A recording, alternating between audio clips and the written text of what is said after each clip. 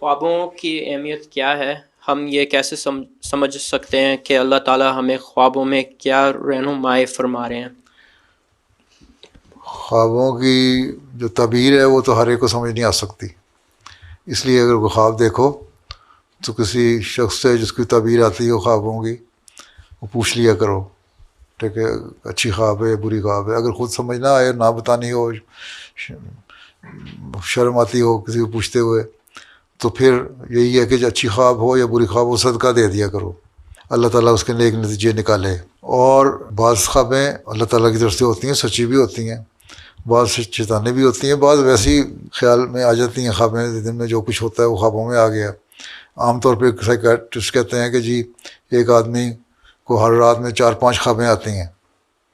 بعض یاد رہتی ہیں، نہیں یاد رہتی ہیں، صبح اٹھ کے سمجھتے ہو کہ مجھے کوئی خواب نہیں آئی، لیکن خوابیں آئی ہوتی ہیں رات کو نیند میں، کہیں کہیں کی سیریں کر رہے ہوتے ہو، ٹھیک ہے۔ جو خواب یاد رہ جائے اس کو پھر دیکھو، اس کا انالیسس کرو کہ اس میں کیا میسج تھا، اگر سمجھ آ جائے ٹھیک ہے، نہیں تو کسی سے پوچھ لو۔ اب وہ حضرت یوسف کے زمانے میں بھی تو اس کو خواب آئی تھی نا، بادشاہ کو، اس کو سمجھ نہیں آئی تھی، جو اس کی انٹرپریٹیشن کرنے والے تھے انہوں نے کہا یہ تو خیالی خوابیں ہیں، دماغ کا خیال ہے، لیکن حضرت یوسف نے اس کی تعبیر کر دی، ان کو سمجھ آ گئی کہ 7 بالیاں اور 7 گائیاں، ان کا کھانا اور نقصان ہونا اور زرخیز زمین ہونا اور ڈراؤٹ آنا، یہ سارا کچھ باتیں ہیں نا اس میں۔ بعضوں کو سمجھ نہیں آتی خوابوں کی، اس لیے تمہیں بھی سمجھ نہ آئے تو صدقہ دے دو، سمپل علاج یہی ہے۔ اور اگر تو ایسی خواب ہے جو اس میں کوئی میسج ہے صاف طور پہ، جو نیکی کی تلقین جس میں کی جا رہی ہے، نیکی کی باتیں بتائی جا رہی ہیں، تو وہ سمجھو کہ اللہ تعالیٰ چاہتا ہے کہ تم یہ کرو، یہ اللہ کی طرف سے خواب ہے۔ اور اگر کوئی ایسی بات ہے جس میں کوئی کہا جائے کہ برائی کر لو کچھ نہیں ہوتا، تو وہ سمجھو کہ یہ شیطانی خواب ہے۔ ایک لطیفہ ہے، ہمارے ہاں ایک بزرگ ہوا کرتے تھے، وہ بڑی فیملی تھی جو پولیٹکس میں بھی بڑی آئی ہے، اور بڑے لینڈ لارڈ ہوا کرتے تھے، نون فیملی ہے سرگودے کی۔ ان کے ایک احمدی ہو گئے، ان میں سے ایک بزرگ حضرت خلیفہ ثانی کے زمانے میں،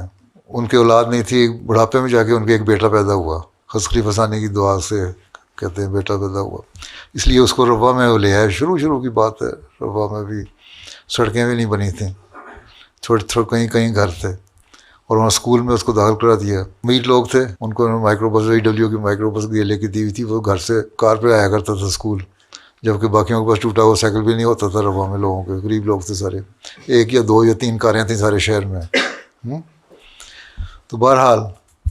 وہ ان کی یہ تھا کہ کچھ پڑ جائے اور کسی قابل بن جائے، بڑھاپے میں پیدا ہوا ہے لڑکا اور نیک ہو، ہے میرے پولیٹکس میں نہ چلا جائے یا برائیوں میں نہ چلا جائے میرے خاندان کے لوگوں کی طرح۔ تو اس نے وہ ہمیشہ کہتے نماز پڑھو، مسجد مبارک بھی لے آیا کرتے تھے، اور جب تک ان کی زندگی رہی، جلد فوت بھی ہو گئے تھے وہ جلدی، اور بیوی ان کی فوت ہو گئی تھی،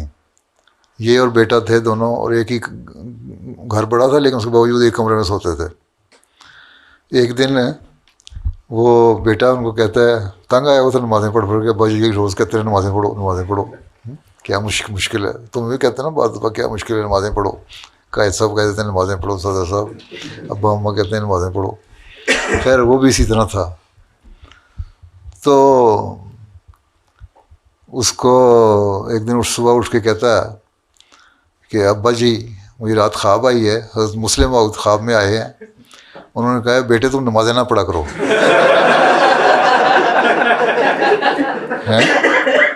تو اس کے ابا بڑے ہوشیار تھے، تو انہوں نے کہا دیکھو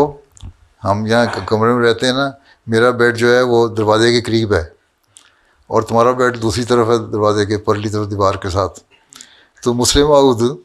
جو دروازے سے گزر کے میری چرپائی کو جمپ کر کے تمہارے پاس گئے کہنے کے لیے کہ نمازیں نہ پڑھا کرو، مجھے کیوں نہیں کہہ گیا؟